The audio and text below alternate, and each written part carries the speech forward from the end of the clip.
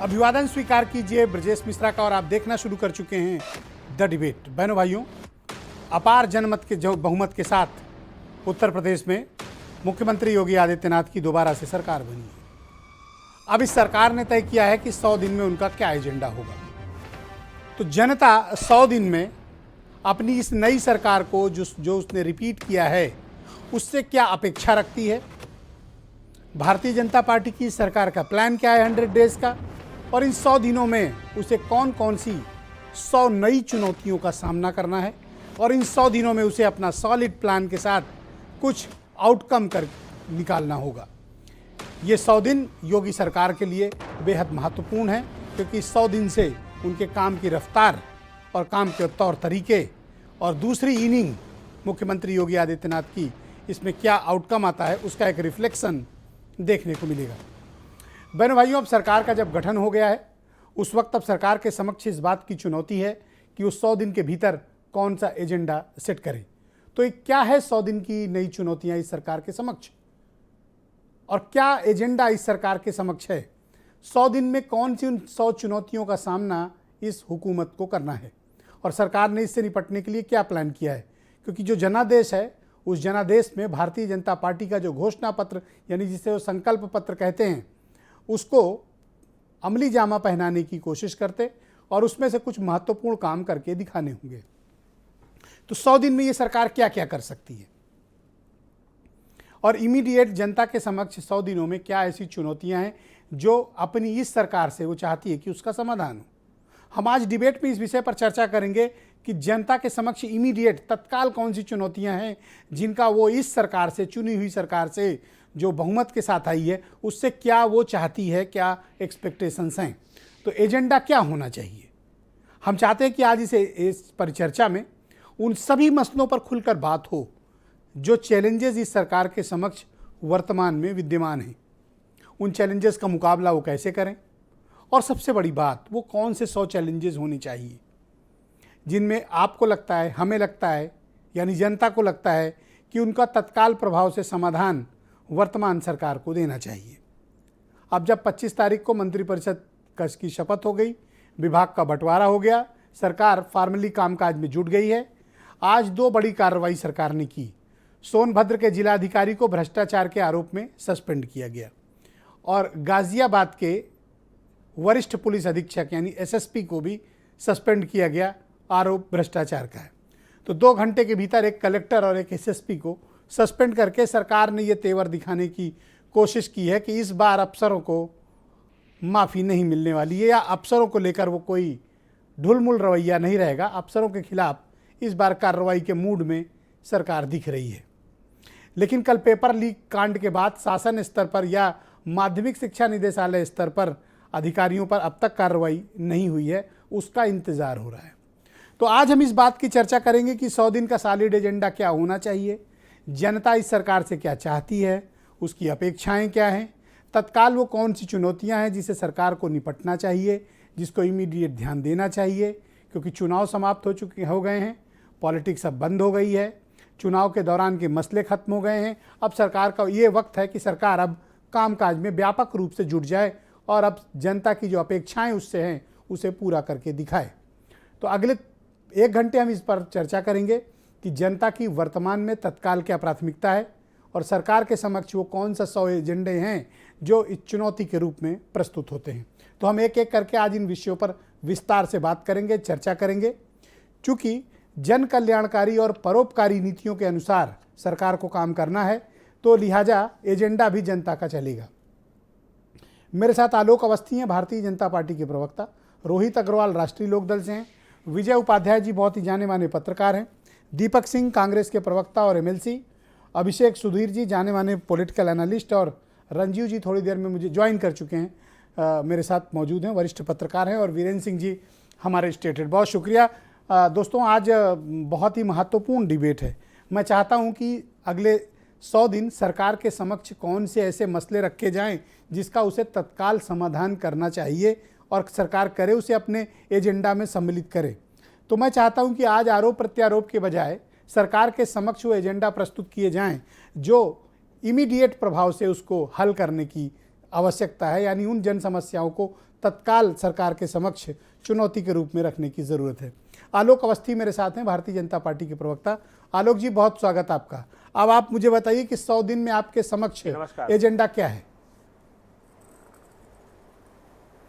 ब्रजेश जी, हमारी सरकार सुचिता और सुशासन पर चलती है।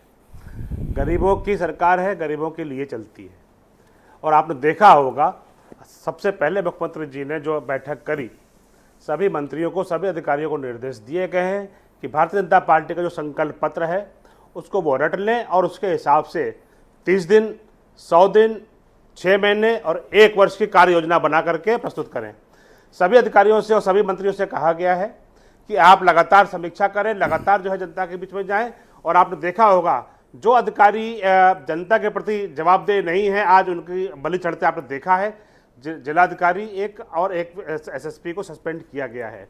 अभी और भी जो अधिकारी इस तरह के पाए जाएंगे जिन्होंने जनता के विषय में कोई काम नहीं किया या उनको लापरवाही से लिया गया है, उनके खिलाफ भी कार्रवाई करेगी। पिछले कार्यकाल में आपने देखा था कि योगी आदित्यनाथ जी ने आने के बाद से पुरानी सरकार के द्वारा जो अधिकारी नियुक्त किए गए थे उनको बहुत मौके दिए थे, 6 महीने बल्कि 9 महीने तक के मौके दिए थे कि वो सुधार कर लें। उसके बाद से हम लोगों ने उनको बदलना शुरू किया और पनिशमेंट देना शुरू किया था। इस बार तो चूंकि हमारे नियुक्त किए हुए अधिकारी थे और जिनकी समीक्षा हम लगातार करते रहे हैं, उन्होंने जब कोताही बरती तो हम लोगों ने उनके खिलाफ काम करने में, उनको क्या कहते हैं, निलंबित करने में कोई कोताही नहीं बरती है। ये स्पष्ट संदेश ब्यूरोक्रेसी में चला गया है। बस सबसे बड़ी बात यह है, गर्मी आ गई है, बिजली की सुचारू व्यवस्था चलनी चाहिए। सिंचाई के हिसाब से हम काम कर रहे हैं, हम इस लक्ष्य के साथ चल रहे हैं। हर घर नल पहुंचाने की हमारी योजना है, हम उस पर तेजी से काम कर रहे हैं। हमने जो है चीफ सेक्रेटरी से मुख्यमंत्री जी ने यह भी कहा है कि वो हर हफ्ते जो है इसका जो है सारे विभागों का जो है वो समन्वय करके रिपोर्ट देंगे और हर 15वें दिन मुख्यमंत्री जी समीक्षा इसकी करेंगे। मुझे लगता है कि जन कल्याण की और जननीति की जो नीतियां हैं, उसके आधार पर अगले 100 दिन में जनता के प्रति आप कुछ बेहतर आउटकम के साथ आएंगे। बिल्कुल ब्रजेश जी, हमें जनता का दोबारा जनमत मिला है और हम जनता के प्रति जवाबदेह हैं और हम बहुत अनुग्रहित हैं कि उन्होंने हमको मौका दिया है और हम निश्चित रूप से उनकी कसौटी पे खरे उतरेंगे। ऑलराइट, रोहित अग्रवाल, राष्ट्रीय लोकदल के प्रवक्ता, बहुत शुक्रिया आपका रोहित जी। मैं आपसे जानना चाहता हूं कि 100 दिन में सरकार के समक्ष आप क्या मानते हैं, एक अपोजिशन लीडर के रूप में, कि सरकार के समक्ष कौन सी ऐसी चुनौतियाँ हैं जिसे उसे तत्काल प्रभाव से एड्रेस करना चाहिए? विजय जी, सबसे बड़ी चुनौती है महंगाई। देखिए, निरंतर हर चीज के दाम बढ़ते चले जा रहे हैं। पेट्रोल डीजल के दाम आप देखिए चुनाव के समय किस तरीके से रुके हुए थे। ऐसा लग रहा था जैसे कि अब पूरी तरीके से स्थिर हो गए हैं वो पेट्रोल डीजल के दाम।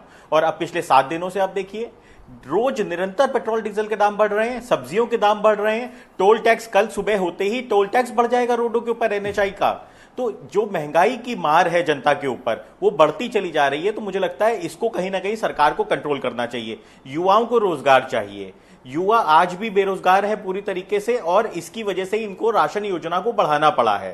भाई, आप जब रोजगार नहीं दे पाओगे तो आपको राशन देना पड़ेगा। अब जब आप राशन दे रहे हो तो उसका कहीं ना कहीं वित्तीय बोझ सरकार के ऊपर भी पड़ेगा। लेकिन जब आप रोजगार दोगे, आपको उसको कहीं ना कहीं इस तरीके से इंप्लीमेंट करना पड़ेगा कि आप रोजगार दो, लोगों को समृद्ध करो और लोगों को उस राशन की जरूरत ना पड़े। क्योंकि भाई भूखा तो कोई मरेगा नहीं, तो भूखा कोई मरना भी नहीं चाहिए। तो ऐसी स्थिति में आप लोगों को सेल्फ डिपेंडेंट क्यों नहीं बना रहे हो? तो रोजगार आपको प्रोवाइड करना पड़ेगा, महंगाई पे आपको कंट्रोल करना पड़ेगा। और आपने देखा अभी सरकार बनते ही पर्चा लीक हो रहा है। अब आप बताइए, पिछली बार हमने देखा था इनके पिछले कार्यकाल के अंदर जितने भर्ती के पर्चे थे सब लीक हो गए। अब की बताइए एग्जामों के पर्चे लीक हो रहे हैं। एक बेटी ने घर जाके सुसाइड कर लिया। तो ये जो घटनाएं हैं ये कहीं ना कहीं इनको कंट्रोल करनी पड़ेगी। भ्रष्टाचार के ऊपर इनको नियंत्रण करना पड़ेगा, क्योंकि भ्रष्टाचार तो चरम पे, नकल माफिया खुद सरकार के संरक्षण के अंदर पल रहे हैं। भ्रष्टाचार के आरोप में सस्पेंड कर दिया है। अब विजेश जी 5 साल तक इनकी सरकार थी तब तो सस्पेंड किया नहीं। अब चुनाव में उन्होंने सहयोग नहीं किया तो उनको सस्पेंड कर दिया। भाई चुनाव में उन्होंने चुनाव आयोग की सुन ली तो इन्होंने उनके ऊपर भ्रष्टाचार के आरोप लगा के अब राजनीति से आगे आलोक जी वन बाय वन एक एक करके अपनी बात रखें, सबको मौका मिलेगा। रोहित अपनी बात कंक्लूड कीजिए। भाई आप खुद काम कर नहीं पाते हो, पर्चा लीक होता है तो उसके अंदर आप किसी बड़े के ऊपर कार्रवाई नहीं करते हो। एक आध छोटी मछलियों को उड़ा के आप कहते हो नहीं जी हमने बहुत काम कर लिया। तो ऐसे तो नहीं होगा ना, पर्चा लीक होगा, बच्चों का भविष्य के साथ खिलवाड़ होगा, सरकार के ऊपर वित्तीय बोझ बढ़ेगा। थैंक यू रोहित, उसके बावजूद आप खाली खादा पूर्ति बहुत बहुत धन्यवाद। दीपक सिंह को मैं आमंत्रित करता हूं, उत्तर प्रदेश में कांग्रेस कमेटी के प्रवक्ता और एमएलसी हैं। दीपक जी, शुक्रिया आपका क्या सुझाव है और क्या परामर्श है, और एक अपोजिशन लीडर के रूप में आप क्या मानते हैं कि सरकार के समक्ष अगले 100 दिन में कौन सी वो चुनौतियां हैं जिसे उसे तत्काल प्रभाव से एड्रेस करना चाहिए? देखिए ब्रजेश जी, मैं भारतीय जनता पार्टी की सरकार की 100 दिन की चुनौतियों को नहीं, 5 साल की उनकी चुनौतियां हैं, जो वादे हैं, जो घोषणाएं हैं, भाजपा से तो उम्मीद नहीं करूंगा, लेकिन ईश्वर से प्रार्थना जरूर करूंगा, चूंकि इनको एक बड़ा जनादेश मिला है, ताकत मिली है, और कहते हैं समर्थ का निर्दोष गोसाई। तो जो इन्होंने जनता के साथ वादे किए, कम से कम 2017 में प्रचंड बहुमत के बाद जो नहीं पूरा कर सके थे, कम से कम इस बार पूरा कर दें। क्योंकि 100 दिन के वादे तो भारतीय जनता पार्टी की सरकार ने पिछली बार भी किए थे। 100 दिन में इन्होंने कहा था कि हम सारे खाली पद भर देंगे, रोजगार की बात की, 70 लाख रोजगार की बात, उसमें लाख कितने 15 लाख रोजगार हर 5 साल पे आते थे। किसानों की आय दुगुनी की बात कही थी, देखिए कुछ हुआ नहीं ब्रजेश जी। 300 यूनिट बिजली की बात कही थी, प्रत्येक गांव में वाईफाई की बात कही थी, एक गांव में नहीं वाईफाई हुई। तो हम ईश्वर से प्रार्थना कर सकते हैं कि जो भारतीय जनता पार्टी, अवस्थी जी जो कह रहे थे कि कम से कम भारतीय जनता पार्टी कार्यकर्ताओं को सरकार ने कहा है कि घोषणा पत्र को रट लें, रट तो प्रदेश जनता ने लिया था, लेकिन इनको इतना प्रचंड बहुमत, इतना प्रचंड जनादेश मिला है, घोषणा पत्र रट के काम करने से अगर इनको बहुमत मिलता है तो इनको बधाई मैं देता हूं। सरकार बनी है, बधाई पहले दे दी थी, लेकिन कम से कम काम भी हो जाएं। 17 का घोषणा पत्र लोगों की जुबान पर है, याद है, उसमें से अगर हमको नंबर देना हो या प्रदेश जनता को नंबर देने थे तो दिए नहीं। मैं तो इस चमत्कार को, जो भारतीय जनता पार्टी की जीत का चमत्कार हुआ है, उसे नमस्कार करके उम्मीद करता हूं कि इनके जो वादे हैं वो पूरे आप हों। कोई सुझाव देना चाहते हैं कि उन सुझावों पर वो सरकार को तत्काल अमल करने की आवश्यकता है, ताकि जो जनता जनार्दन की समस्याएं हैं हम उनको इमीडिएट सुलझा पाएं? ये मीडिया चैनल्स, ये सब डिबेट्स इसी मकसद से आमंत्रित की जाती हैं कि हम जन समस्याओं का निस्तारण करें। सत्ता पक्ष भी बैठे, विपक्ष भी बैठे, पत्रकार बैठे, एक्सपर्ट बैठे, यही समाधान तलाशते हैं। देखिए ब्रजेश भाई, उम्मीद करूंगा कि उत्तर प्रदेश के विकास के लिए जो धन आवंटित हो रहा है वो इस बार खर्च हो जाए। पिछली बार 48% धन उत्तर प्रदेश के विकास के बजाय उत्तर प्रदेश की मंत्रिमंडल, योगी सरकार के मंत्रिमंडल के चेहरे को चमकाने के लिए खर्च हुआ था। उत्तर प्रदेश के किसानों की आय घटी थी, जानवरों से त्राहिमाम मच गया था। लेकिन चूंकि कहते हैं ना, फिर मैंने दोबारा रिपीट करता हूं, समर्थ का निर्दोष गोसाई, ये समर्थवान है, सब कुछ इनके कंट्रोल में है। आप ये और सरकार क्यों को नहीं एक कर और रहे चीज हैं कि उम्मीद बीजेपी करूंगा, चुनाव जो जीती हमारा है, अपार बहुमत मिला है, उनकी सरकार बनी है, इस सच को स्वीकारो। अगर जब तक स्वीकार नहीं करोगे तब तक आपका ये कष्ट बना रहेगा। इसको अब स्वीकारो और आगे बढ़ो। बार बार कह रहा हूं कि कम से कम लोकतंत्र जो संवैधानिक ढांचा है, व्यवस्थाएं हैं, संवैधानिक व्यवस्थाएं हैं, जो हमारा संविधान कहता है, जो हमारा कानून कहता है, जो विधायिका का जो काम होता है, वो काम उत्तर प्रदेश में हो जाए तो मैं खुद व्यक्तिगत तौर पर उसी को ही धन्य समझूंगा। उत्तर प्रदेश में सरकार थी। धन्यवाद। आलोक अवस्थी जी, 20 सेकंड है, आप कुछ कहना चाहते हैं आप बोल लें, फिर मैं पहले राउंड की डिबेट को अभी आगे बढ़ा रहा हूं, बोलें। हाँ, ब्रजेश जी, जो पार्टी 2% वोट पर सिमट गई हो प्रदेश के, और वो हम पर अभी भी आरोप लगा रही है, ये आरोप चुनाव से पहले भी लगाते थे, और इन आरोपों पे हमको जो है जनता ने हमारे को समर्थन दिया है, यानी कि हमारे किए हुए कामों पे मोहर लगाई है। तो जनता से बड़ा कोई जज नहीं है, चाहे रोहित अग्रवाल जी हो, चाहे आप समर्थवान हैं, आप बने रहिए, लेकिन हमारी सरकार जो है काम करती रहेगी और आपको रोते ही रहना पड़ेगा। ऑल राइट, रंजीव जी मेरे साथ मौजूद हैं, उत्तर प्रदेश के बहुत ही जाने माने पॉलिटिकल आपका अहंकार आपको मुबारक हो। रंजीव जी, बहुत स्वागत आपका। मैं आपसे जानना चाहता हूं, एक पत्रकार, मैं तो हाथ जोड़ रहा हूं आपके नहीं, मैं चाहता हूं कि डिबेट सिस्टमैटिक आगे बढ़े। एक पत्रकार के रूप में रंजीव जी, आप क्या देखते हैं कि वो कौन से ऐसे चैलेंजेस हैं जिसे वर्तमान सरकार को इमीडिएट एड्रेस करने की ज़रूरत है? चुनाव खत्म हो गए, विपक्ष ने तमाम मुद्दे उठाए, मीडिया ने तमाम इशूज़ उठाए, ये सरकार खुद बहुत इशूज़ मानती थी, उन इशूज़ को कैसे हैंडल किया जाए और वो कौन से ऐसे इशूज़ हैं? देखिए ब्रजेश जी, जो शुरुआत है वो सकारात्मक है, ख़ासतौर पर ये पेशेवर तरीका है काम करने का। अगर आप बड़े कॉरपोरेट्स को देखें, और इसमें मुझे लगता है कि कोई शर्म की बात नहीं, अगर आप कॉरपोरेट तरीके से काम करना चाहते हैं और टाइम बाउंड काम कर रहे हैं, तो ये 100 दिन को समयबद्ध तरीके से फिर उसका रिव्यू करना, ये परिपाटी अच्छी है, ये व्यवस्था अच्छी है। और हम लोगों को उम्मीद करनी चाहिए कि ये अच्छे फल देगा। अब जहाँ तक प्राथमिकताओं की बात है, देखिए 100 दिन में कोई समाधान नहीं होगा, लेकिन 100 दिन में जनता ने जो दोबारा से भारतीय जनता पार्टी की सरकार बनाई है, उस फैसले पर जनता को ये लगना चाहिए कि हाँ, हमने सार्थक फैसला लिया था। ये सबसे बड़ी चुनौती होगी 100 दिन के भीतर करके दिखाने की। 2-3 चीज़ें मेरे दिमाग में आती हैं जो मुझे लगता है कि सरकार के पास भी निश्चित रूप से फीडबैक होगा। पहली चीज़ बेरोजगारी की। देखिए, बेरोजगारी की समस्या है, इसको सरकार ने भी एहसास किया है और अभी जो पहली बैठक भी हुई थी मुख्यमंत्री जी की, उसमें जहाँ तक मेरी जानकारी उसमें विस्तार से बात भी हुई है और ये रोड मैप भी बनाने को कहा गया है। विभागवार जो पद खाली हैं उसके बारे में ब्यौरा मांगा गया है। ये प्रक्रिया आगे बढ़नी चाहिए तेज़ी से, क्योंकि ये वास्तविक बात है कि युवाओं को रोज़गार चाहिए। सरकारी नौकरी सबको नहीं मिलेगा, ये भी तय है। तो निवेश का माहौल बनाना पड़ेगा, निवेश के माहौल को ज़मीन पर उतारना पड़ेगा। आपको निजी क्षेत्र का निवेश उत्तर प्रदेश में बढ़ाना पड़ेगा, ये रोज़गार के लिए ज़रूरी है। दूसरी बात हमको ध्यान रखना पड़ेगा कि छुट्टा जानवरों की समस्या उत्तर प्रदेश में लंबे समय से चलती रही है, इसकी बातें भी हुई है। खुद प्रधानमंत्री जी ने चुनावी सभा में ये कहा था कि 10 मार्च के बाद इसका समाधान होगा। ये हमको ध्यान में रखना होगा कि अब वो छुट्टा जानवर नहीं है, वो प्रधानमंत्री जी के वादे से बंधे हुए हैं। मुझे लगता है कि इस पर सरकार को ध्यान देना पड़ेगा, क्योंकि किसान, ग्रामीण आबादी इसको लेकर वाकई परेशान है और इस परेशानी को मानते हुए भी उन्होंने भारतीय जनता पार्टी को वोट दिया। मैं जहाँ भी गया वहाँ लोगों ने कहा कि हाँ, समस्या है, लेकिन ये समस्या हम लोगों की भी है, ये छुट्टा जानवर हम लोगों के भी हैं, लेकिन हम लोग एक मौका दे रहे हैं, इसका समाधान होना चाहिए। तीसरी बात जो मुझे लगता है कि बहुत ज़रूरी है, खर्चों में कटौती करना। आप ध्यान दीजिएगा कि जो नई घोषणाएं हुई हैं, जो घोषणा पत्र में भारतीय जनता पार्टी के, उन पर जो एक अनुमान आ रहा है, करीब 60,000 करोड़ रुपए का भारी भरकम खर्च सिर्फ नई घोषणाओं को पूरा करने में होगा। पुरानी जो योजनाएं चल रही हैं उनका खर्च अलग है। तो मुझे लगता है कि राजस्व बढ़ाने के सीमित स्रोत हैं, आप एक रातों रात नहीं बढ़ा सकते, लेकिन खर्चों में आप ज़रूर कटौती कर सकते हैं। मुझे लगता है कि खर्चों में कटौती करनी चाहिए और इस दिशा में भी कुछ चीज़ें सामने आ रही हैं। जो मंत्रियों से कहा गया कि बंगलों की साज सज्जा, दफ्तर की साज सज्जा, दौरों आदि पर कटौती करें। तो मुझे लगता है कि माहौल बनाने का प्रयास हो रहा है एक सकारात्मक दिशा में। इसको अंजाम तक पहुंचाना पड़ेगा और प्राथमिकताएं जो तय की जाएं, उनका जो टाइमलाइन है, ये सिर्फ एक रस्मी बैठकें होकर न रह जाएं। और मुझे लगता है सरकार इसका कुछ आउटकम आना चाहिए, बिल्कुल आना चाहिए। इसलिए मैंने शुरू में कहा कि पहल अच्छी है, पेशेवर तरीके से काम करना होगा और शुरुआती संकेत से लग रहा है कि पेशेवर तरीके से काम करने का मन बना है। पिछली बार जो ब्यूरोक्रेसी थी जी योगी जी के साथ, उसका परफॉर्मेंस को इस बार में कुछ इवेल्युएट करेंगे आप? नहीं, देखिए, पिछली बार तो पूरे 5 साल में ये बहस खुद सत्तारूढ़ पार्टी से लेकर बाहर तक इसी में चलती रही कि साहब ब्यूरोक्रेसी का दखल बहुत ज़्यादा है, ब्यूरोक्रेसी का दखल मतलब मनबड़ हो गए थे, बेलगाम हो गए थे। तो मुझे लगता है कि जनता की सुनते नहीं थे, जनता की तो सुनते इस नहीं बार थे। कुछ उम्मीद की जाए? ये बातें भारतीय जनता पार्टी के चुने हुए जनप्रतिनिधि भी कहते थे।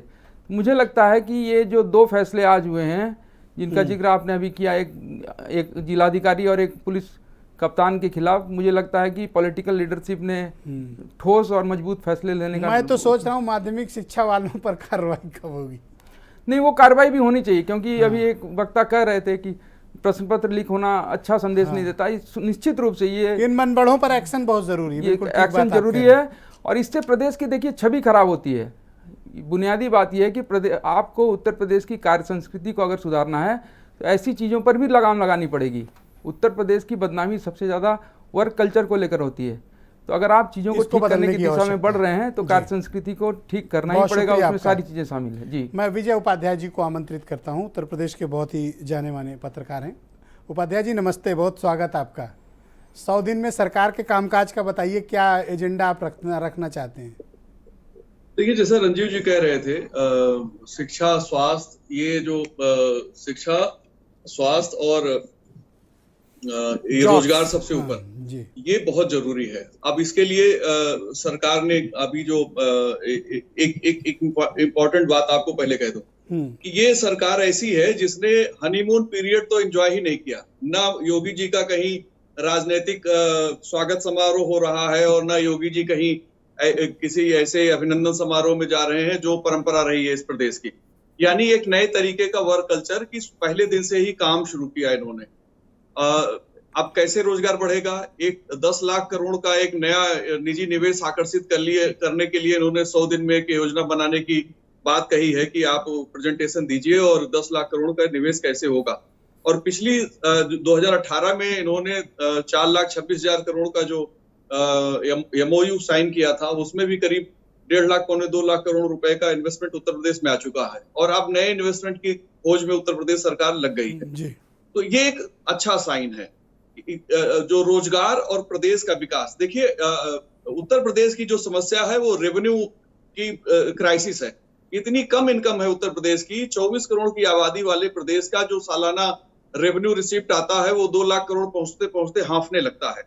आप जब 6 लाख करोड़ से ज्यादा का बजट बनाएंगे तो आपका रेवेन्यू भी 2.5 लाख से 3 लाख करोड़ रुपए होना ही चाहिए।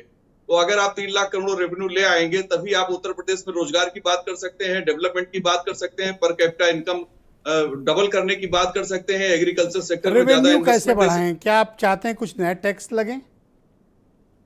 देखिए मैं नहीं चाहता ऐसा, लेकिन जो टैक्स हैं अगर उनका सही ढंग से कलेक्शन हो तो निश्चित तौर पे रेवेन्यू बढ़ेगा। आप एक्साइज का देख लीजिए, 2017 से एक्साइज कलेक्शन करीब 15,000 करोड़ रुपए उत्तर प्रदेश में बढ़ा है। पहले 17-18 अरे बिहार के मुख्यमंत्री के नजर में वो सब महापापी हैं। वो अलग बात है, वो अलग बात है, वो महापापी है। उत्तर प्रदेश में कोई मिनरल्स नहीं है, यहाँ रेवेन्यू के लिए एक्साइज और जो GST है यही मेन पता है सोर्स है। तमाम और लोग वैट सोशल मीडिया पे बहुत गुस्सा है नीतीश कुमार से। बिल्कुल ठीक बात है, लेकिन यूपी में जो मेन सोर्स है वो GST है और पेट्रोल पे लगने वाला, पेट्रोल डीजल पे लगने वाला वैट है और साथ में एक्साइज है। बाकी खनिज से, स्टैंप ड्यूटी से और दूसरे जो मद है इससे बहुत कम रेवेन्यू आता है। देखिए मुझे क्या लगता है कि यूपी को अपना रेवेन्यू बढ़ाना है तो अपनी बिजनेस इनकम्स को, रिसिप्ट्स को बढ़ाने के लिए रोजगार के सृजन, मैन्युफैक्चरिंग सेक्टर, सर्विस सेक्टर, निजी निवेश को ज़्यादा स्थान देना चाहिए। ये बहुत महत्वपूर्ण है। जैसे डिफेंस कॉरिडोर बना था, लेकिन ये डिफेंस कॉरिडोर शुरू हुआ, इसको बड़े स्केल पर करने की ज़रूरत है। तब आप उत्तर प्रदेश का रेवेन्यू भी बढ़ा पाएंगे, उत्तर प्रदेश की बिजनेस एक्टिविटी भी बढ़ा पाएंगे। और जो आपने $1 ट्रिलियन इकोनॉमी की जो आप अपने लिए संकल्पना रखते हैं या अपने लिए लक्ष्य रखते हैं, आज की डेट में मेरे ख्याल से उत्तर प्रदेश में $0.28 ट्रिलियन की इकोनॉमी है। विजय जी बिल्कुल सही कह रहे हैं। देखिए मैं आपको बताऊं कि उत्तर प्रदेश का वर्क कल्चर कैसा है। यहाँ इंडस्ट्री का माहौल ही नहीं है। इंडस्ट्रियलिस्ट आने में यहाँ डरते हैं। क्यों डरते हैं? अब तो खैर कानून व्यवस्था की समस्या नहीं है। अब एक स्थिर सरकार है जो लगातार 5 साल चली, अगले 5 साल चलेगी। अभी क्यों नहीं आना चाहते? अब क्या प्रॉब्लम है? अब तो देखिए इलेक्ट्रिसिटी है, लॉ एंड ऑर्डर भी ठीक है। आप देखिए इस देश में सबसे ज्यादा अगर इंडस्ट्री कहीं है तो तमिलनाडु और गुजरात में है, फिर महाराष्ट्र में है।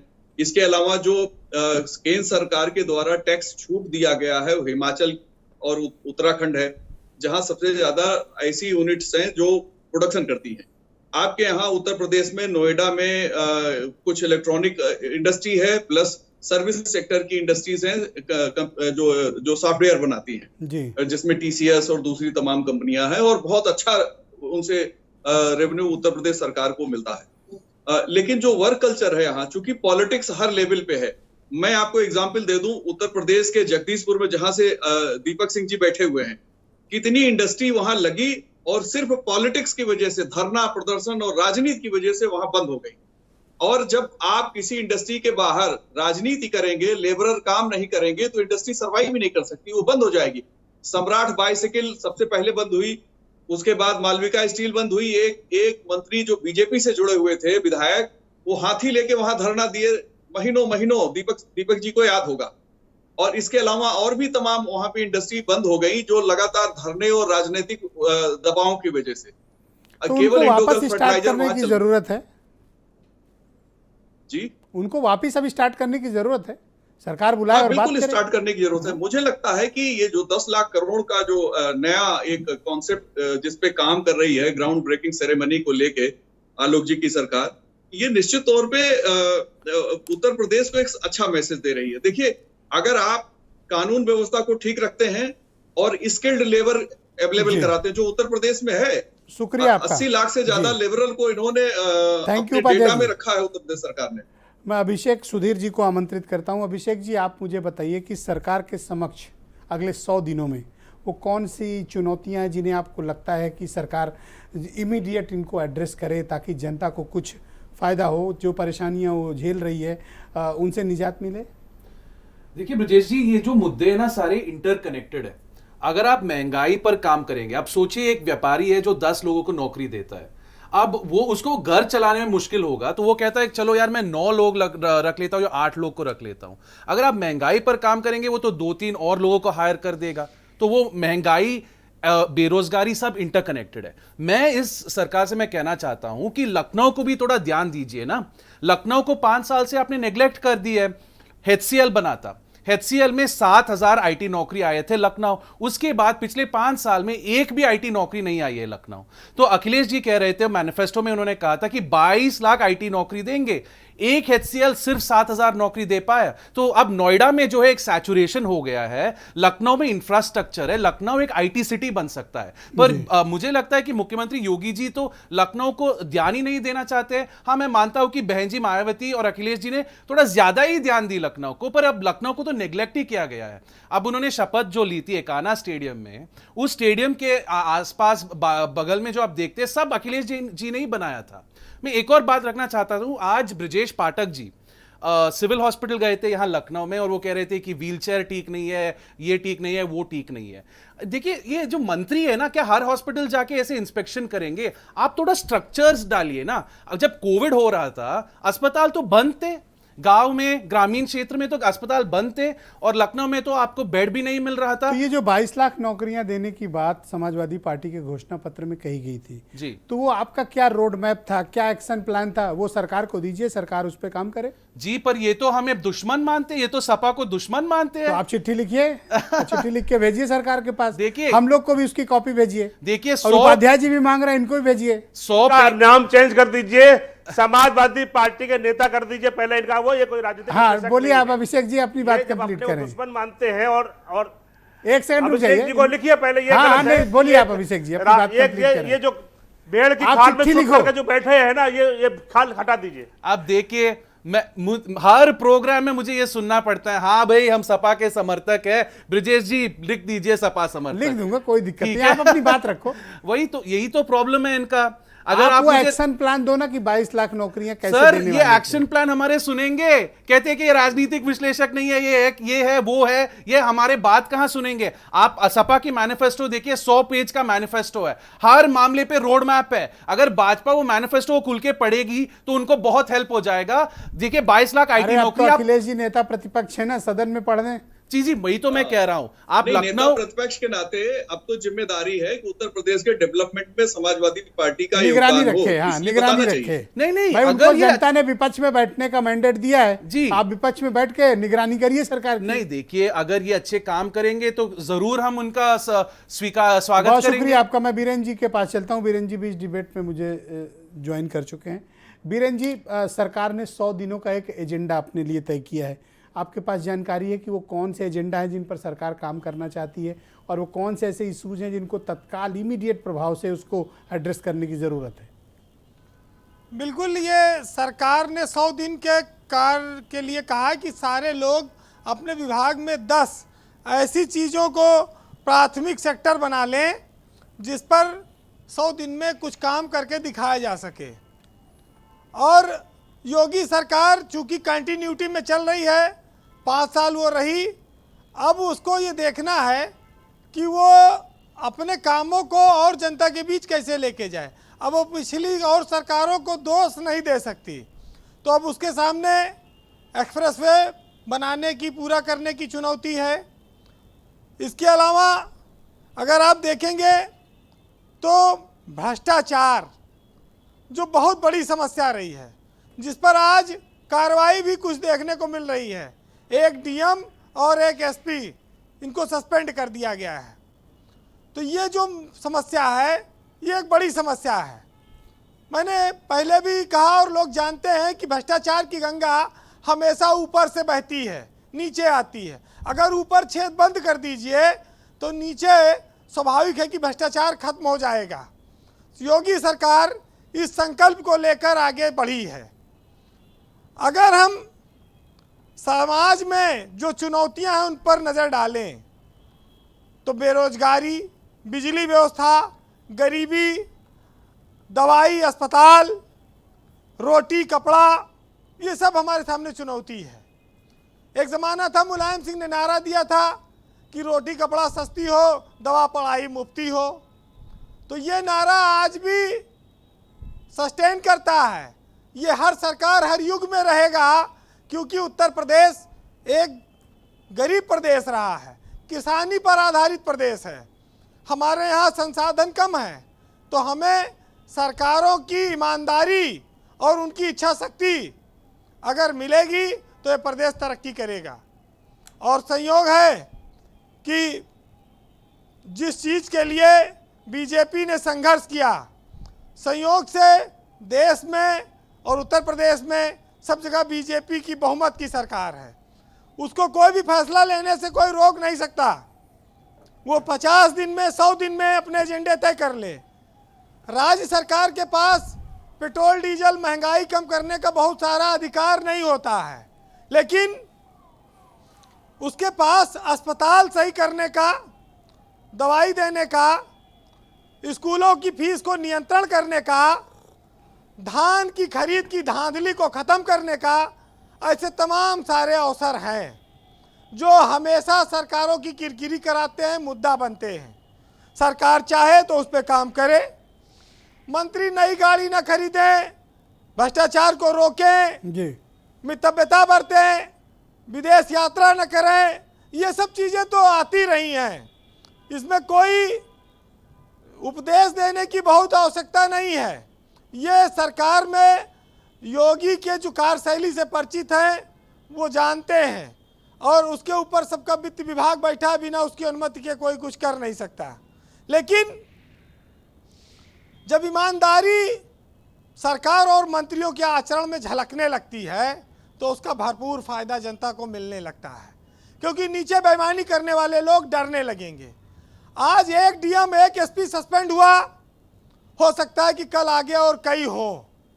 ये एक मैसेज जा रहा है उत्तर प्रदेश में कि इस बार सरकार भ्रष्टाचार पर सबसे ज़्यादा कार्रवाई करेगी। जी, अगर ये कार्रवाई जारी रही तो यकीन मानिए कि जनता को लाभ सबसे ज़्यादा मिलेगा। एक और ग्राउंड ब्रेकिंग सेरेमनी होने वाली है, कुछ उद्योगों की बात चल रही है, देखिए आगे क्या होता है। मार्च का महीना है ब्रजेश जी, अंतिम दिन चल रहा है, बजट फटाफट खर्च करना है। अब उसका भी अपना अधिकारी जुगाड़ भिड़ा लेते हैं, तो वो तमाम सारी चीज़ों पर, कहीं ऑडिट के नाम पर, कहीं किसी के नाम पर जो चीज़ें चलती हैं, उस पर भी इस समय मौसम चल रहा है। आज मुख्यमंत्री ने ग्राम प्रधानों और वीडियो और बीडीसी से वीडियो कॉन्फ्रेंसिंग की संवाद किया। हाँ, इस प्रदेश में जो न्यूनतम इकाई है इस देश में, वो ग्राम सभा ही है। वहीं से हम लोगों को विकास के नई जीवन धारा दे सकते हैं, भ्रष्टाचार पर रोक लगा सकते हैं। गांव और ब्लॉक, इस पर भी सबसे ज़्यादा काम करना होगा, तभी हम आने वाले 100 दिनों में कुछ करके दिखाएंगे। गन्ना मूल्य का भुगतान कर देना। अभी तो गेहूं खरीद सामने आ ही रही है। हाँ, मेरे ख्याल से कहा ना, 1 धान अप्रैल खरीद, से गेहूं कल से खरीद, शुरू होना है। ये बातें उसी लिए आई। जी, अच्छी बात यह है कि मंत्रियों ने भी एक्शन शुरू कर दिया है। ब्रजेश पाठक आज अस्पताल सिविल पहुंचे थे। लखनऊ का ये सौभाग्य है कि मंत्री अस्पताल में जाके निरीक्षण करें, और ब्रजेश पाठक ने उसकी शुरुआत की। पूरे प्रदेश के मरीज आते हैं, कोई गलियारे में लेटा है, कोई स्ट्रेचर पे लेटा है, किसी को स्ट्रेचर नहीं मिला, कोई हाथ टूटा करा रहा है, चिल्ला रहा है, क्योंकि बहुत बड़ी संख्या में मरीज यहाँ आते हैं। उनको उच्च कोट के जो सुविधाएं हैं इलाज की, वो जिलों में नहीं मिल पाती, वो रेफर होते हैं। तो ये एक अच्छा संदेश है कि उत्तर प्रदेश का चिकित्सा और स्वास्थ्य मंत्री इस प्रदेश में अब लोगों तो के आपका दुख सुझाव है कि महंगाई, बेरोजगारी, स्वास्थ्य इस पर और अफसरों के कामकाज के तरीके, इन 4 पर तत्काल ध्यान देने की जरूरत है। बिल्कुल ध्यान देने की जरूरत है, और इस पर ब्रजेश जी आज काम हुआ है। डीएम एसपी का उदाहरण आपके सामने है, ब्रजेश पाठक का काम आपके सामने है। इस बार योगी सरकार बदली हुई लगेगी, ऐसी उम्मीद की जा रही है।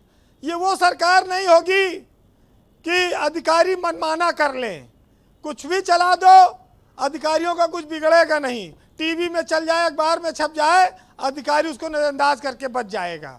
ऐसा लगता है इस बार सख्ती ज़्यादा होगी और जनता को स्वाभाविक है इसका लाभ मिलेगा। भ्रष्टाचार का गठजोड़ नेता और अफसर का जब हो जाता है तब जनता लूटी जाती है, और अगर नेता गठजोड़ में शामिल नहीं, अलग हो गया तो अफसर की हिम्मत नहीं हो, कितना बेईमानी कर लेगा। बहरहाल जी, इस सरकार की इच्छा शक्ति अब देने की वाली आई है, लेकिन जल्दी नहीं है। अभी 5 साल का समय है और इस 5 साल में बहुत सारी चुनौतियां आएंगी। कानून व्यवस्था, लूट, हत्या, डकैती, महिला अत्याचार, ये हर सरकार के सामने आया। किसी सरकार के पास कोई जादू छड़ी नहीं घुमा देगी, उसको बस ये है कि वो अधिकारियों से गुमराह ना हो, एक्शन सही हो, ये करना होगा। और ये 100 दिन क्या, 25 तो शपथ हुई, आज 30 है, 5 दिन में 2 अधिकारी, 2 IAS IPS निपटे हैं, तो ये माना जाए कि इस बार कुछ बदलाव दिखेगा। जी वीरेंद्र जी, बहरहाल एक साहित्यकार ने लिखा है कि मैं आखिर कौन सा मौसम तुम्हारे नाम कर देता, यहाँ हर एक मौसम को गुजर जाने की जल्दी थी, और शोहरत की भूख हमको कहाँ लेके आ गई। हम मोहतरम भी हुए तो किरदार बेचकर, वो शख्स सूरमा है मगर बाप भी तो है, रोटी खरीद लाया तलवार बेचकर। बहुत शुक्रिया आपका वीरेंद्र जी, बहुत बहुत धन्यवाद। बहनों भाइयों, कू ऐप पर हमने एक प्रश्न पूछा जनता से कि 100 दिन का एजेंडा तैयार हो गया है सरकार का, आपके हिसाब से क्या प्रायोरिटीज़ यानी प्राथमिकताएं सरकार की होनी चाहिए। तो आयुषी श्रीवास्तव लिखती हैं कि सरकार मुफ्त की चीज़ों पर पाबंदी लगाए और किसी के साथ बदले की भावना से काम नहीं होना चाहिए। दीपक कुमार लिखते हैं कि सबसे पहले रोज़गार मिलना चाहिए क्योंकि युवा रोज़गार नहीं मिलने से परेशान है। तो डॉक्टर AS डेविड लिखते हैं कि ये जनता की सरकार है, सरकार सभी के लिए काम करे, यही सबसे बेहतर होगा। मैं आलोक अवस्थी के पास चलता हूँ, उत्तर प्रदेश में भारतीय जनता पार्टी के प्रवक्ता हैं। आलोक जी, मैं आपसे समझना चाहता हूँ कि वो कौन से ऐसे टाइप 5 ऐसे बड़े काम हैं जिसे आपकी पार्टी की सरकार उसको अपने सॉलिड एजेंडे के तौर पर उत्तर प्रदेश में प्रस्तुत करके जन समस्याओं का समाधान करेगी। रंजीव जी ने छुट्टा जानवरों का भी विषय उठाया है। निश्चित रूप से छुट्टा जानवरों के योजना पे हम काम कर रहे हैं और थोड़ी देर में ही हम जनता के बीच में जाएंगे। प्रधानमंत्री जी ने भी इस विषय पे जो है गंभीरता से जो है कहा है कि इसको करना है, तो हम लोग अवश्य करेंगे। और सबसे बड़ी बात यह है, जो हम हाईवेज बना रहे हैं, स्ट्रक्चर बना रहे हैं, उसके किनारे इंडस्ट्रियल कॉरिडोर बनाने की योजना है, उस पर हम काम कर रहे हैं। आपने देखा होगा बुंदेलखंड एक्सप्रेसवे पे हमने इंडस्ट्रियल कॉरिडोर बनाया है और आज बड़ी बड़ी जो मिसाइलें जो पहले कहीं और बनती थी, आज जो है उत्तर प्रदेश के अंदर बनना प्रारंभ हो रही हैं।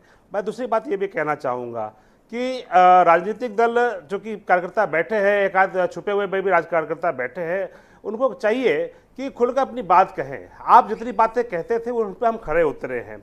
पार्ट टाइम पॉलिटिशियन की कोई जरूरत इस प्रदेश के अंदर नहीं है, ना देश के अंदर है। अब 4.5 साल आप बैठ के मौज करते हैं, घर के अंदर आराम करते हैं और 6 महीने बाद सरकार पे आरोप लगाने निकल जाते हैं। ये राजनीति अब चलने वाली नहीं है। 365 दिन 24/7 आपको काम करना पड़ेगा।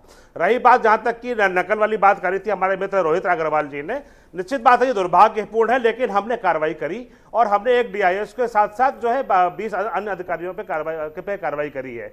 हमने समाजवादी पार्टी की तरीके से तबेलों में, भूसे की कोठरी में और वहां पर सेंटर खुलवा करके नकल माफियाओं के तरीके से हमने नहीं करवाया, हमने उनकी कमर तोड़ी है, हमने अपना काम किया है और हमारे कामों पर जनता ने मोहर लगाई है। ये बात सही है कि रोजगार कैसे लाएंगे, हमने साफ साफ कहा है कि पिछले 5 सालों में हमने जो काम किया, हमने पहले 2 साल में परसेप्शन बदला प्रदेश का कि हम अपराध और दंगाइयों से मुक्त हुए हैं। उसके बाद हमने इन्वेस्ट हमारे यहाँ पर आए, लेकिन ये भी दुर्भाग्य है कि 2 साल कोरोना में हमारे गए हैं, जो तेजी थी उसमें ब्रेक लगा है। लेकिन मुझे लगता है कि ये 5 साल अब मिलने वाले हैं। तो अब इन 100 डेज का मुझे बताइए, उपलब्धि होगी, इन 100 दिनों में आप ऐसा क्या करके दिखाएंगे कि उत्तर प्रदेश की तस्वीर बदलेगी?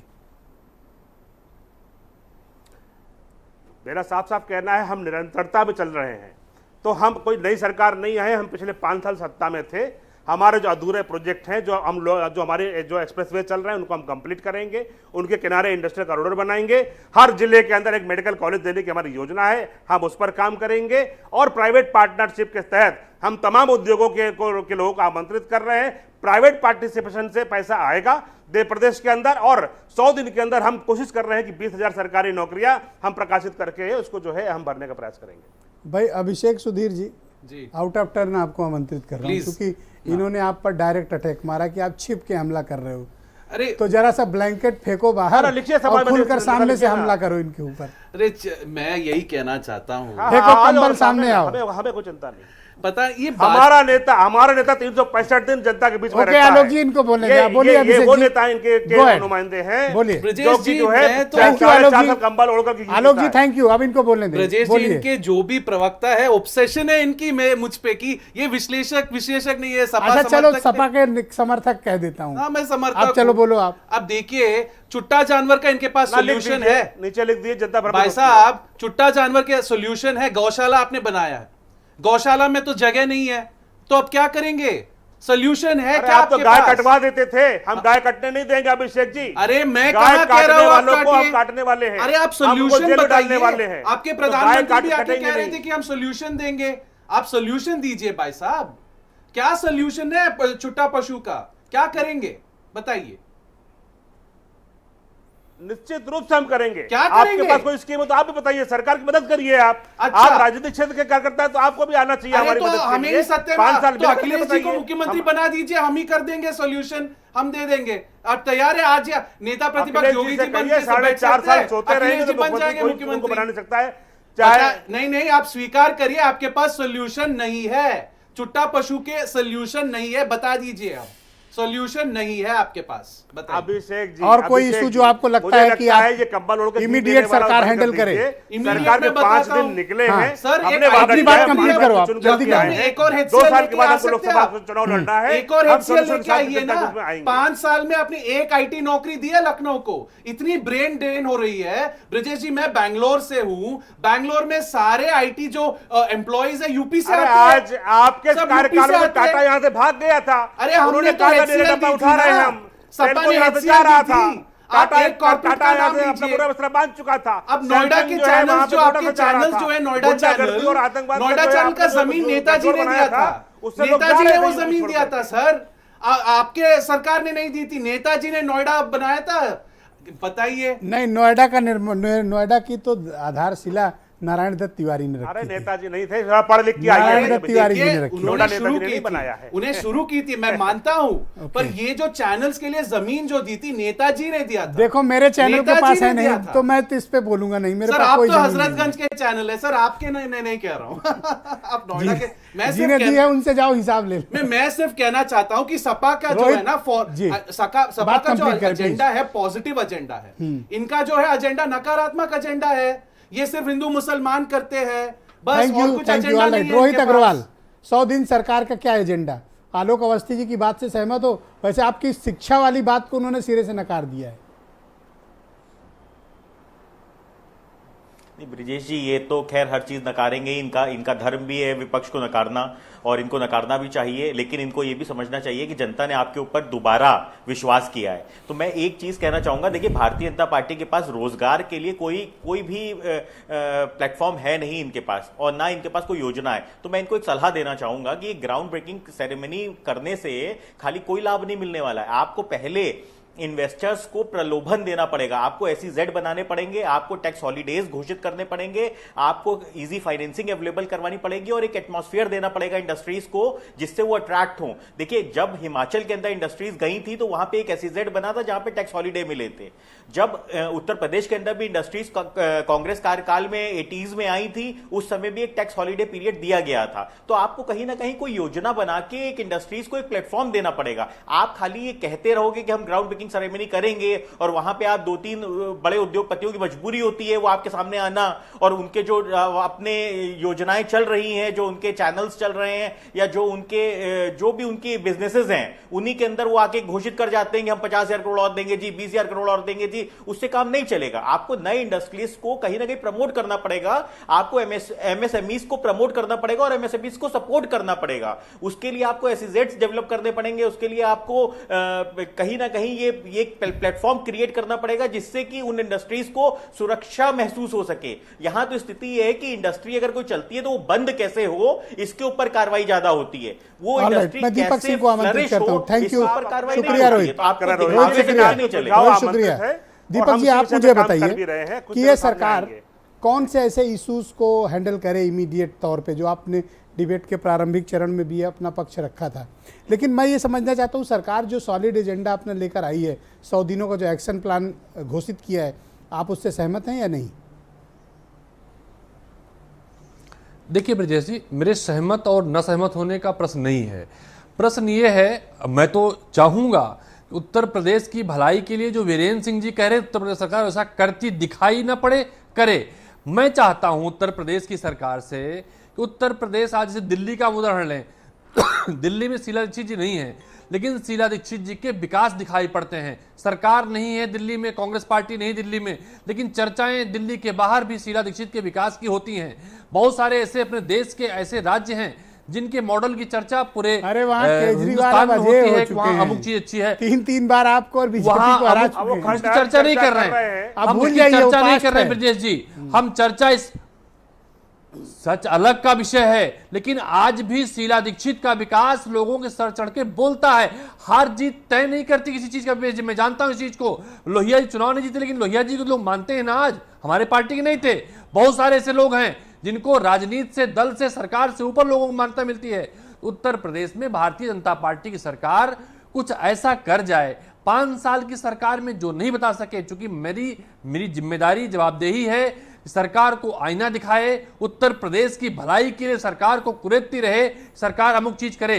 जैसे पिछले 5 साल में एक भी ऐसा भवन नहीं है जो भारतीय जनता पार्टी, एक सेकंड रुकिएगा, इस भवन का निर्माण सरकार में हुआ था। कम से कम आगे ये बता सके कि ये विकास जो दिखाई पड़ रहा है एक पूर्वांचल एक्सप्रेस वे के अलावा इसको भारतीय जनता पार्टी ने किया है। जिस मेडिकल कॉलेज की बात भारतीय जनता पार्टी शुरुआत, सरकारी कार्यकाल की शुरुआत से करती आ रही है, उसमें से कोई मेडिकल कॉलेज दिखाई पड़े, क्योंकि 2009 में जब मनमोहन सरकार तब से मेडिकल कॉलेज की बात चल रही है और काम हो रहे हैं, बहुत एक भी दिखाई नहीं पड़ा। धन्यवाद। उत्तर प्रदेश में कुछ दिखाई ही पड़े, सिर्फ सुनाई ना पड़े, ये चाहते हैं हम। धन्यवाद। विजय उपाध्याय जी, आप क्या चाहते हैं कि सरकार कौन से ऐसे मसलों पर इमीडिएट काम करना स्टार्ट कर दे ताकि जनता की जो परेशानियां हैं, उनकी जो मुश्किलें हैं, उनकी जो एक्सपेक्टेशन है अपनी गवर्नमेंट से, वो उसको पूरी करती दिखे? देखिए, जनता की एक्सपेक्टेशन को आप शॉर्ट टर्म में नहीं कर सकते। कोई भी ऐसा काम सरकार अगर करे कि अभी तुरंत कर दे और जनता खुश हो जाए, मुझे लगता है कि 3 महीने तो उन्होंने फ्री राशन कर दिया, तो जो 14 करोड़ लोगों को, 14 करोड़ 72 लाख लोगों को राशन मिल रहा था, वो फ्री में उनको 3 महीने मिलेगा। और केंद्र सरकार सितंबर तक दे रही। शायद ये लोकसभा चुनाव तक ऐसे सिलसिला चलेगा। अब दुनिया में चूंकि यूक्रेन और रूस का वार चल रहा है, गेहूं का संकट होने वाला है, तो भारत से एक्सपोर्ट भी बढ़ जाएगा गेहूं का, क्योंकि हमारे पास एक लंबा भंडार है। करीब 8 साल का गेहूं हमारे पास भंडार एफसीआई के पास भरा पड़ा। अब यूपी सरकार कानून व्यवस्था पे पूरी मेहनत कर रही, ठीक कर रही है, एक्सप्रेस वेज बन रहे हैं, इन्वेस्टर सबमिट कर रही है फिर से। तो जो तरीके हो सकते हैं वो तरीके इन्होंने शुरू कर दिए हैं, उसमें एडवाइस की जरूरत नहीं थी। योगी जी ने कहीं अपना अभिनंदन नहीं कराया और तुरंत से वो काम करने में जुट गए और मंत्रियों को भी कह दिया अभिनंदन मत कराओ, काम कराओ। तो जो राजनीति का नया कल्चर है कि जिस दिन शपथ लिया उसी दिन से हम पब्लिक के लिए काम करेंगे, ये जो दिखाई दे रहा है, ये महत्वपूर्ण बात है। मुझे लगता है यही ज्यादा जरूरी है। ऑलराइट, रंजू जी, आपका क्या मत है कि कौन कौन से ऐसे सॉलिड काम हैं जो सरकार अभी अगर हैंडल करना शुरू करे तो 100 डेज में डिलीवर कर सकती है? देखिए, मैं विजय जी की इस बात से सहमत हूँ कि 100 दिन में आप डिलीवर कर दें, ये बहुत आसान नहीं होता है सरकार के लिए। हाँ, लेकिन मेरी कुछ शॉर्ट टर्म, लॉन्ग टर्म, हाँ, मैं वही आ रहा हूँ। मैं फिर वही कहूँगा कि आप अगर रोज़गार को प्राथमिकता में लाएंगे तो बहुत सारी समस्याओं का समाधान आप खुद ब खुद कर देंगे। तो ये आसान भी है, बहुत जटिल नहीं है। अगर आप चाहें तो 100 दिन के शुरुआती 30 दिन में आप एक वाइट पेपर ले आइए और ये बताइए कि सरकारी किस विभाग में कितनी नौकरियां खाली हैं। दूसरे 30 दिन के भीतर, यानी आप जो सेकंड फेज़ है उसमें ये बताइए कि इनमें जिनमें कम पद हैं हम उनको जल्दी भर करके लोगों को नौकरियां देंगे। और तीसरे दौर में यानी 100 दिन के एजेंडे के तीसरे चरण में आप उन नौकरियों का विज्ञापन निकालवाइए। मुझे लगता है कि ये बहुत ज़रूरी है, इसको किया जा सकता है क्योंकि सरकारी नौकरियां बहुत सारी खाली हैं।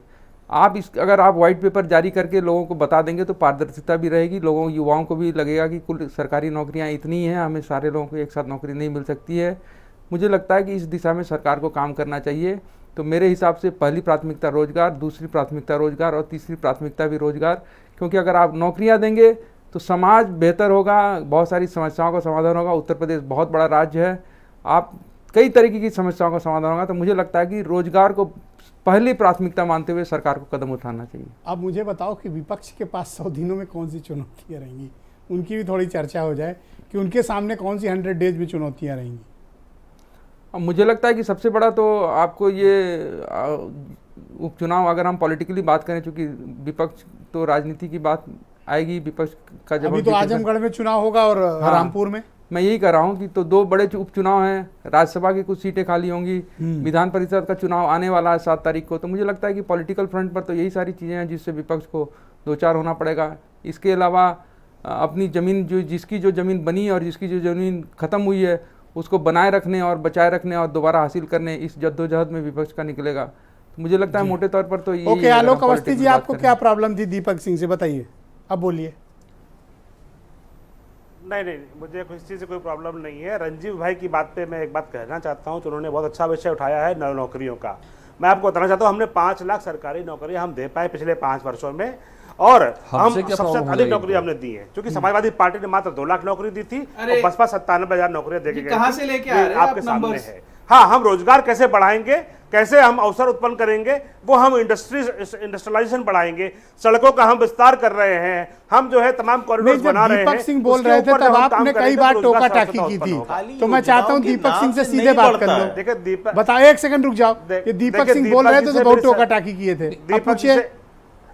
हाँ, मैं कहना चाहता हूँ, देखिए दीपक जी से तो ब्रजेश जी काम ही है बोलना अच्छी बात और अच्छा बोलते हैं। वन बाय वन पहली बार उन्होंने जो है गांधी परिवार के इनको कह लेने अच्छा डिबेट कर लेते हैं। दीपक जी आप रुक जाओ, मैं इनसे कह लूं फिर आपको टाइम। पहली बार दीपक जी ने जो है पहली बार किसी कांग्रेस के नेता के द्वारा यह बात सामने आई है कि शीला दीक्षित जी का नाम आया है, एक गैर गांधी परिवार के नेता का इन्होंने नाम लिया है। मुझे लगता है जितनी जल्दी ये गांधी परिवार से दूरी बना लेंगे, शायद दीपक जी की पार्टी को भी कुछ सहानुभूति के वोट मिल जाएंगे। क्योंकि प्रियंका वाड्रा जी आई थी, 7% वोट आपका था, उसको भी 2% पे करके चली गई हैं।